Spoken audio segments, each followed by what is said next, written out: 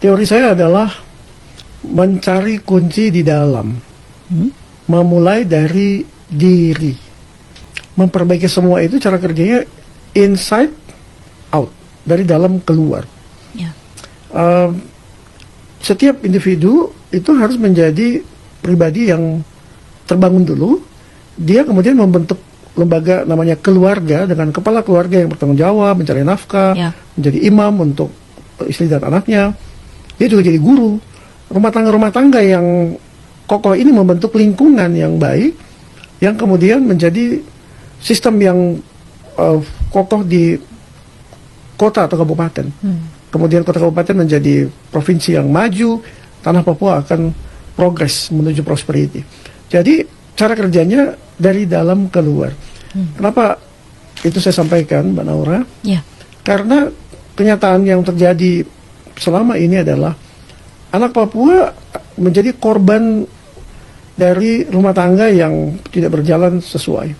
Ketika ada pergeseran budaya, pria dan wanita bersama-sama tanpa menikah, dan itu melanggar adat di tanah Papua. Harus ada mas kawin dibayar atau mahar, harus ada kawinan adat dan lain-lain. Itu belakangan ini tidak lagi terjadi. Lebih banyak orang tinggal bersama tidak menikah, atau angka kehamilan remaja cukup tinggi. Anak-anak yang lahir katakanlah 30 tahun terakhir ini itu adalah produk dari kondisi sosial dan budaya yang bentrok. Sehingga waktu dia lahir dan dia nggak tahu mamanya siapa sebenarnya. Dia punya perasaan yang kuat bahwa si kakak itu, yang dia panggil kakak itu adalah ibunya yang melahirkan dia, tapi dia disuruh manggilnya kakak, yang mama justru wanita tua ini gitu. Karena waktu melahirkan mamanya masih terlalu muda sehingga harus kembali ke sekolah, sehingga untuk menyamarkan itu di komunitas dibilang ini anaknya keponakan atau apapun. Nah, anak ini dia nggak punya bapak, dia sendiri, dia selalu menjadi korban bully di rumah secara verbal. Waktu neneknya bilang, dasar anak haram, dasar kamu jadi berkeluarga, mamamu itu melahirkan kamu tidak diurus, malah membebankan saya gitu, kata neneknya kan. Anak ini bingung dan dia sakit hati, dan 7 tahun pertama saat alam bawah sadarnya itu harusnya diisi oleh semua hal yang membangun karakternya, yang dialami adalah caci maki, bullying dari orang yang dekat dengan dia, penganiayaan verbal, kadang penganiayaan fisik. Waktu dia mulai masuk sekolah, dia menjadi anak yang kemampuan intelektualnya sebenarnya bisa, bahkan cenderung cerdas, tapi alam pikirnya ditutupi oleh awan kelam emosi yang jadi karena dia jadi korban selama itu. Sehingga di sekolah dia mulai melihat cara untuk melampiaskan semua itu dengan menjadi anak yang rebel, berisik di kelas, pakai baju dikeluarin bajunya, kemudian dia nggak belajar, kerjain PR.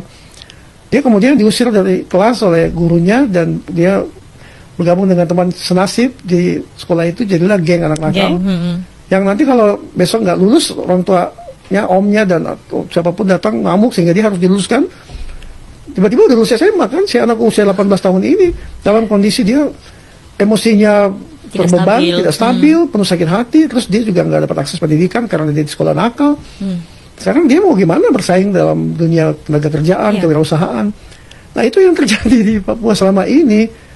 Jadi kalau ini tidak dibereskan dari dalam, dari rumah tangga, dana otsus mau seberapa banyak pun, kebijakan apapun diambil, kita hanya membangun bangunan yang kita rasa perlu lampu yang mahal, perlu cat yang anti air, panel segala macam, tapi pilar dan fondasi utama bangunannya rapuh, tidak kokoh, tidak solid, hanya menunggu waktu bangunan itu ambruk.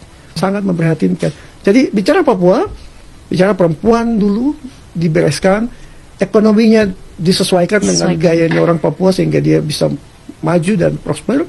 Kemudian pembangunan manusia Papua dimulai dari dalam rumah. Ini dilakukan Lee Kuan Yew selama puluhan tahun, membuat Singapura maju. Dia intervensi sampai ke dalam rumah, siapa menikah dan siapa anak diperhatikan negara dan semuanya. Kalau mau Papua maju sehingga dia bisa setara, dia nggak lagi cemburu, iri hati, dan kemudian anarkis terlibat gerakan separatis, kesejahteraannya dipikirkan dan lain-lain, sehingga dia bisa, kita harus sejajar biarlah anak Papua dengan anak Jawa, anak Batak, Makassar bersaing. Kita bisa lihat nih, wah keren-keren semua menuju Papua yang maju tahun 2045 Betul. sesuai dengan Indonesia Emas.